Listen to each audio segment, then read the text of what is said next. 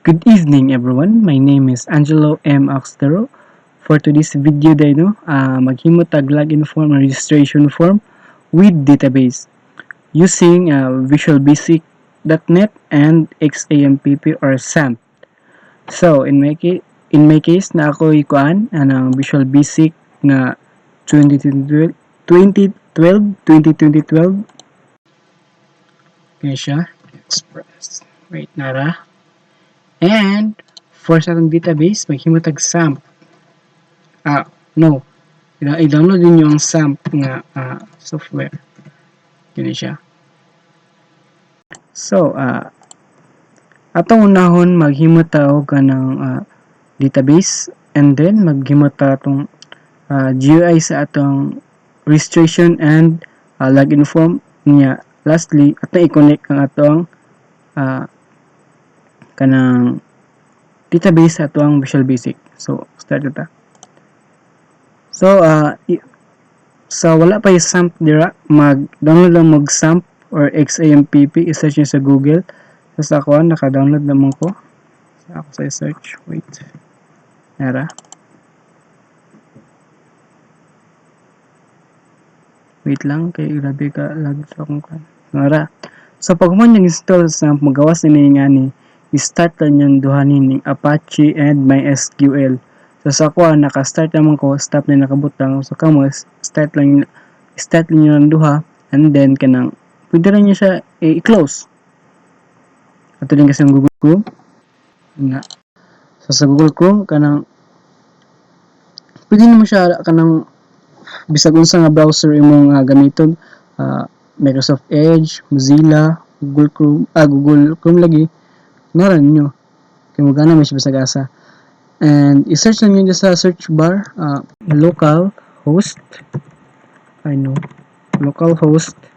slash php my admin na natin lang sa nara. So kung gusto mo create munang mga na-create na nga mga database muna siya. So, kung gusto ito mag-create ng database, bago, hani ka sa new, i-click nyo yung new, SQL. So, i-follow niyo ako ang i-type nyo syntax. So, i-type nyo create database. Pangalan sa database. So, akong pangalan sa database, kaya ko lang, sample. Semicolon then. Hit, then go. Wait a minute. Nanapay ako So, ako na lang. Sample 1 na lang. Sample 1. Go. Nice. And then, i-click din yung sample. So, naman tayo database itong pangalan. Mag-create na ba ito ato ang table. So, manato siya. Table. I-click din yung sample 1. I-click yung SQL. So, follow lang yapon mo sa akong i-type nga syntax. Create table. Okay, table man. And then, pangalan sa atong table. Sa ako kay kuan lang, example lang ang table. Okay, sample man ato ang database, example lang atong table. Okay, para ito mazulisod. Kuan lang din, close and open parenthesis. Semicolon, butang dahil semicolon sa kinlasan. Kunya, kung sa sulod sa atong table. So, akong table, ako sudlan og ang kuan lang, ID. Int kay natural ID int man na number ba di ba nang close open parenthesis lang ta and then kung pila ka number mo masulod for example ako 50 lang ka 50 lang na then next sa ta magbutang na po rin ko name na varchar or variable character close and open parenthesis lang yapon 100. So, anong 100 muna siya ang kanang pwede nato mabutang nga letter. For example, sa ako Angelo, di ba 6 ka letter? Muna yung mabutang mo sa imong name. Nya, last, para di na magdugay. Age lang. Age. Int. Close open parenthesis, yapon. Na. And number na ko 100. Ay, no. 50 lang, 50. 50 na. And then go. Go. Excuse me. Mana. So nanatay at sa atong nanatay database pangalan simple 1 anya atong table. So sa akong case na ko yung nabuhat nga akong kagaling nga table na siya kin second year.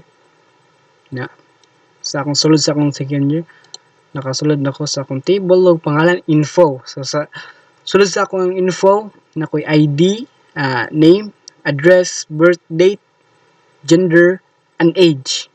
So mana nakalagay sa database.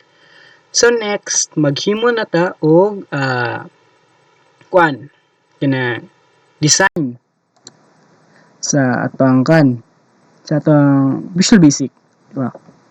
So sa akong kuan gyapon nakahimo niya po akong design. So ako na lang i-explain sa inyo sa nga mga tools ako nagamit. So diri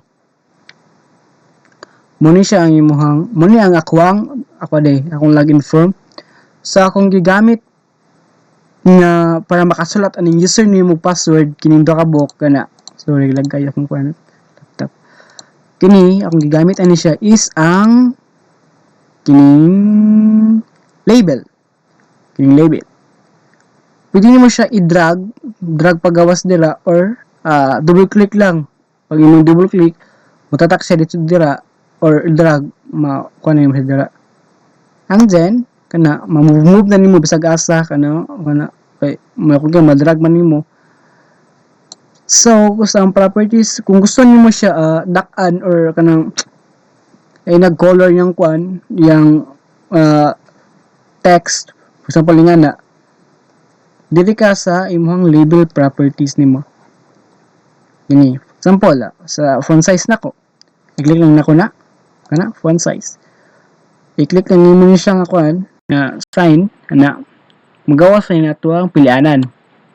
So sa ako naka-bold na siya and 12 yung font size.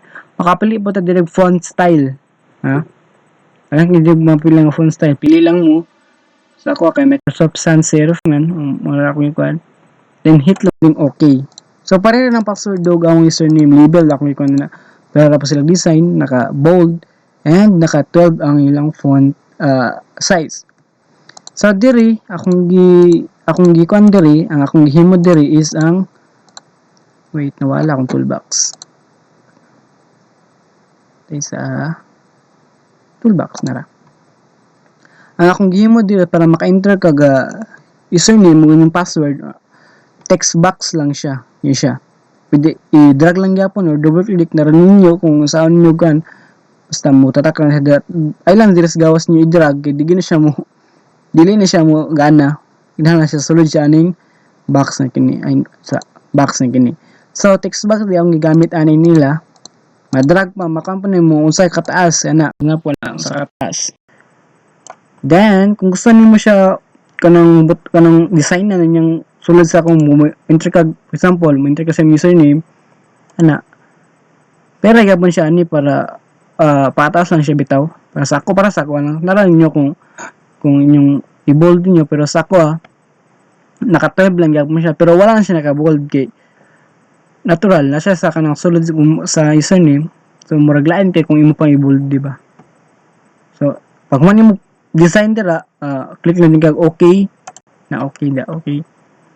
And then pwede po ga makapili. Oh, by the way, dahil kung sa imong login form, makapili ka sa imong design na kung unsa yung color sa imong login form. Basta ko blue man.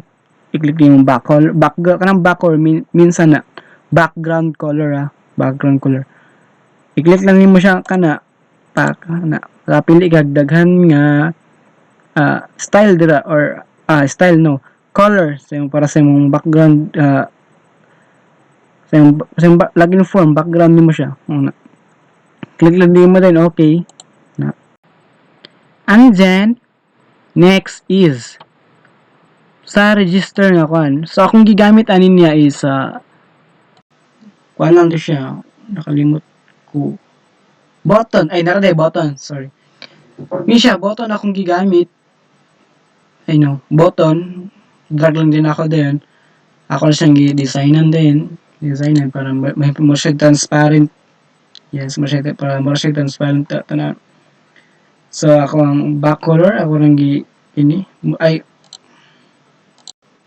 naka powered blue. Yes. And then giset din ako pa unsang pag-set sa iyang pangalan. So ang dapat ang pangalan niya sa upay ka no pa nakaset ng text is button. Button 1 lang siya kay muna first lang button. Kung gusto niya i-set ninyong pangalan sa inyong button, paitaan niyo diri ang text sa usa ko. Nakaset siya register, di ba? I-edit lang niyo dira. For example, edit lang na ninyo. Tapos hit lang dahil ng enter. Matatak lang diri yan sa inyong butang sa text dira. Matatak lang din kung sa inyong text dira, mo rin diri. So dire rin kay button lang gyapon siya pareho na silang duha. Ako lang gi-copy paste kay mga copy paste man for example na. Ingana. O copy lang din gatin. So ako na silang gi-copy paste ang duha kining cancel. Button lang gyapon ni sila. Ano? Button lang gyapon. Kana. And then so moto sa atong login form, di ba? Sunod is ang registration form. Ini. Wait. Nara. So, sa akong registration form, magdako-dako gid siya. Wait, lagi? Dako gid siya gid. So, more gyapon to gyapon. Sa akong ID, akong gigamit sa toolbox is ang label. Yes. Label, yun siya. Text box lang siya. Ay, no. Text box ba to? Yes, text box. Text box, yun siya. And, kini siya kay, text box, kanang label, text box, label, yun siya. Text box, kini siya day, para makapili ka, combo box ni siya. Tawag ni, combo box. If wala ko kanang, lagi, combo box lagi. Kung wala ko na sayop. So, label, as usual, label, tas, kini siya, combo box, man yung gagapon eh. Lagi combo box. And then gender kay akong label, age kay label, kini din kay text box lang. Na-set lang din ko sa akong para sa akong registration form, na-set lang din ko ganang pwede ka maka-cancel, kini siya. Button lang gyapon ni siya, mga button ni sila, basin kun mo ba. Button ni sila, button gi siya, button. Mara gyapon kung gusto nimo i-set ang inyong pakasyang button, so bati ang bud kayo kung button rin nakabutang sa imong save, no? Di ba? So, ako siyang giset na napaitan lang nimo siya as usual dira, text. Imo siya i-set. So, ako naka-cancel nakaset sa ang text ako sa cancel. So, mo siyang niratak dire. So, kaya siya, text, cancel, save, para makasave ka sa imong kanang kung mag-register ka, kintahay lang kintahay. Nga kini siya sa akong new para magwan ka update kung for example, i-update niya mga imuhang kwan. Gender, male to female. Diba? Nya, name, Miss Ricardo. Imo siyang listening to Angelo, gwapo. Char, bitaw. Kanang isang delete dayon i-delete na niyo i-delete nimo ang usa ka column. Bating na tong ID nga kung sa sample kung saan pag-create og ang table ganina di man nag-create tag ID name ug age. King delete niya kuan, i-delete niya ang entire column. Apil lang ID, name og ang age niya. Tanan na gid siya sa delete nga button. Yun siya kung kuan. Pero ipakita ko niya kung saan po niya. And then progress bar. Okay. Bati pod kayo no kung mag-login ka dito ra kang mukan ba. So sa Facebook manggali di na mag-loading manggali, di ba? And then ang main form pag pag human ni mag-login mato sa progress bar. And then pag human sa progress bar mato ni sa main form which is ang kani. Iran na nako niya ipakita. So, butangan na natog function ang atuang kuan. No. sa register sa taon na kanatay kinahanglan nga kuan diri para makunik ang ato ang database o ang ato ang Visual Basics. Basically ang kunika nato sa ato ang database is ang ato lang registration form. Wala siya ilabot ang login main form. Ang kato yung registration form lang gid kini. Maka na dira. I-click lang na ninyo. Then so magbutang na itong function sa itong sa kanang maguna sa kanang registration form. Butang na function sa registration form. No. So, for example na lang. Butang na itong function ng save. Sige, save. Double click lang ninyo tapos ma-add rin siya sa yung private sub. Okay? So, para ma-connect day atong database atong Visual Basic day, kinahanglan mag-download pa duha ka file nga DLL. Kani pakita ko karon. Kuan siya. Kini siya is kanang second month lang kataning kuan my first GUI application which is kini bawa sa kuan niyo. Pakita mo siguro ninyo ito lang. Then click ang properties. Na. Pag humana na, ato sa references. I-click niyo yung references, excuse me. I-click niyo yung references and then click ang add. Wait, pag-isa ko.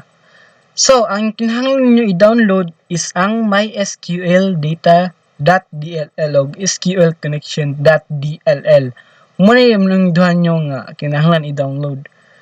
So sa ako na-click naman ako ni, nakasulod naman diri. So i-DM mo lang ako saan mapangita. So click yung browse. Pahitaan din mo kung asa naka-save. For example, nasa downloads. Pahitaan mo dira kung saan naka-count dira.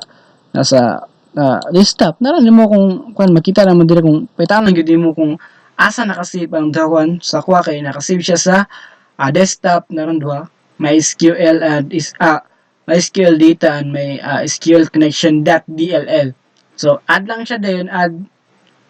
And then, pag mag-add, click din kag okay. Muna, to. And then, nalang tayo kinhalangi, pwede na mo siya i-ex. Wait lang. Natay kinhalangi import para mo fully function gud siya. Okay, isod bugwa tayo ko ano. Di gini siya mukan kung atay trabaho sulod sa atong design. So, sa gawa sa public class, frm underscore register, mag-declare lang tag import mysql.data. Yan na. Mailhan ninyo ang kung naka-connect na siya kay mo auto na siya pangalan. Mag-type ka lang MySQL mo auto pa na siya mo gawas nga sumpay na siya bitaw siya data.mysql client ana. And then sulod sa public class ni siya public class na sulod na tas kina sulod sa public class mag-declare tag public my connection as new MySQL connection. So i-follow lang ninyo guys kini siya, i-follow lang ninyo, i-type lang niyo dala sa inyong laptop or PC. And then siya i-declare nyo, dahil kayo mag-declare na tayo dulong delay. Yes, dahan kayo. Sunod, public my command as new MySQL command. Declare lang po siya. Public my adapter as new MySQL adapter. Public my reader as MySQL data reader.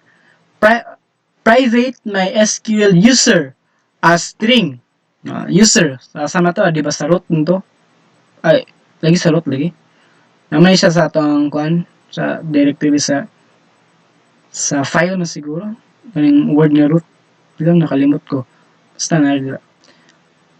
Private MySQL host as string. So, unsa ng host, di ba? Dito sa kuan, unsa man ng host nito? Dito.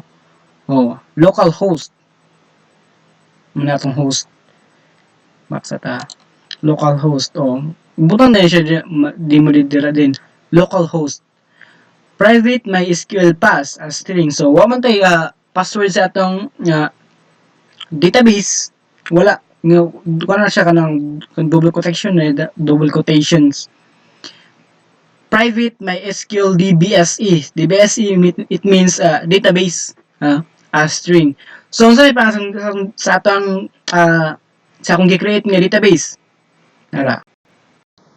Ang create na database. Nara.